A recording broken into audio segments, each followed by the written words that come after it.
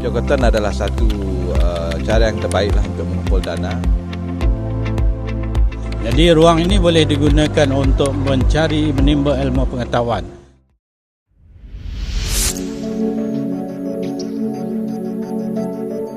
Assalamualaikum warahmatullahi wabarakatuh.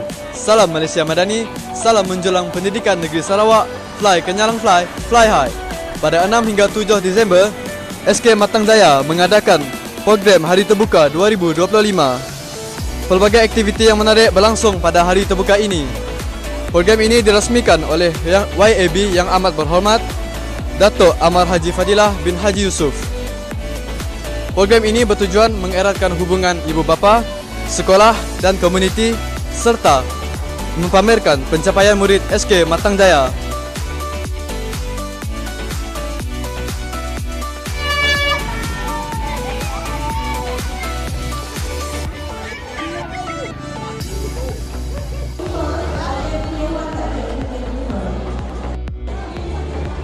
Di ruang pameran, sebanyak 9 pameran yang disediakan dari pelbagai agensi dan sekolah.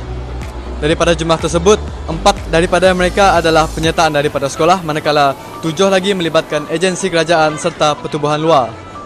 Kesemua pameran ini bertujuan untuk memberi pendedahan, pengetahuan serta pengalaman baru bagi para pengunjung, sekaligus memeriahkan lagi program pada hari ini. Di ruang gerai, sebanyak 20 jenis gerai jualan yang menawarkan pelbagai makanan dan minuman untuk para pengunjung sepanjang program berlangsung. Tujuan utama, objektif utama kita mengadakan Hari Terbuka ialah untuk buat kutipan amal melalui Jogoton kita. Kerana dengan adanya kutipan amal tu dapat kita buat penambahbaikan di mana-mana yang perlu di sekolah. Dan selain daripada itu, kita nak merapatkan hubungan di antara komuniti, iaitu daripada kawasan perumahan, daripada jabatan, agensi, lepas tu orang ramai lah, serta ibu bapa yang tak dapat kita tinggalkan lah.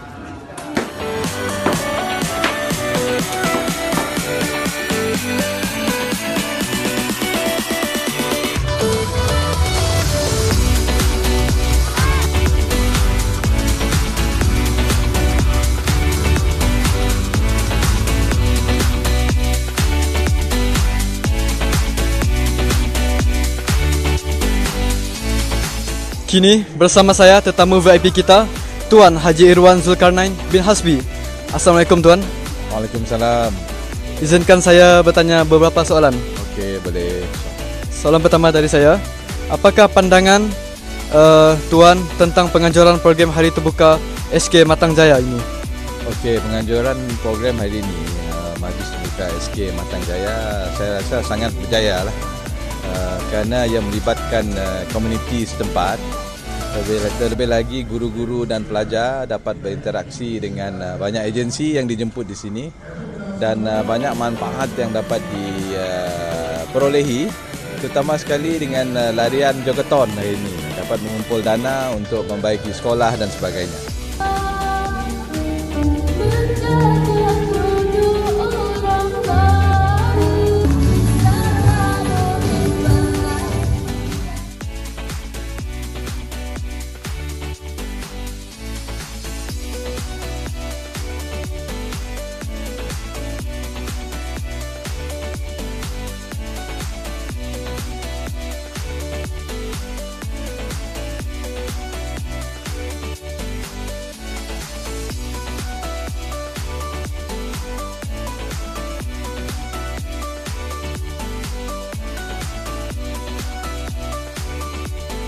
Alhamdulillah, selesai sudah program kita pada hari ini.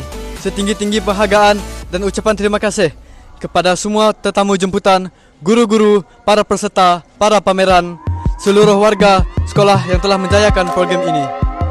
Semoga perkongsian, pendedahan dan aktiviti yang kita buat pada hari ini dapat memberi manfaat serta membuka ruang yang lebih luas pada masa akan datang. Terima kasih.